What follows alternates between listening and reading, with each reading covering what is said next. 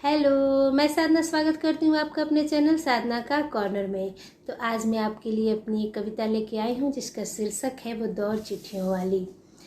ये भी एक अतुकांत कविता है, लेकिन कविता को सुनाने से पहले जैसे मैं हमेशा आपको याद दिलाती हूँ, एक बार फिर से याद दिलाऊंगी कि अगर आपने मेरे चैनल को सब्सक्राइब नहीं किया है तो प्लीज़ इसे लाइक, सब्सक्राइब और शेयर ज़रूर कीजिए और कमेंट करके बताइए कि मेरी कविता आपको कैसी लगती है।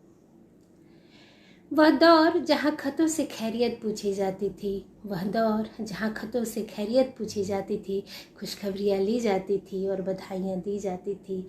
जब मजमून देखकर दिलों के हाल भाव लेते थे, अश्कों से भीगे अल्फाजों के सारे भाव जान लेते थे।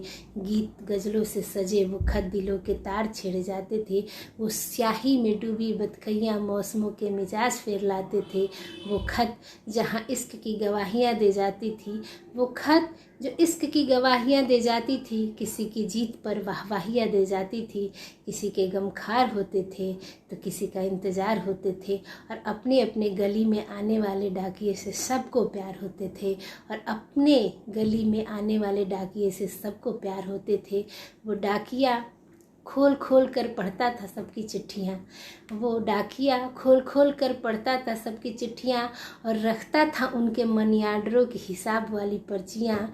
वो नुक्कड़ पे बजाता हुआ घंटी सबके सगों में शुमार होता था, और अपने अपने इलाके के डाकिये से सबको प्यार होता था। अपने अपने इलाके के डाकिये से सबको प्यार होता था। अब वो खतों के दिन कालखंड के इतिहास हो गए। अब वो खतों के दिन कालखंड के इतिहास हो गए हैं। खत हो गए हैं विलुप्त, और उस खत्म उनसे जुड़े सारे एहसास हो गए, और खत्म उनसे जुड़े सारे एहसास हो गए। Thank you.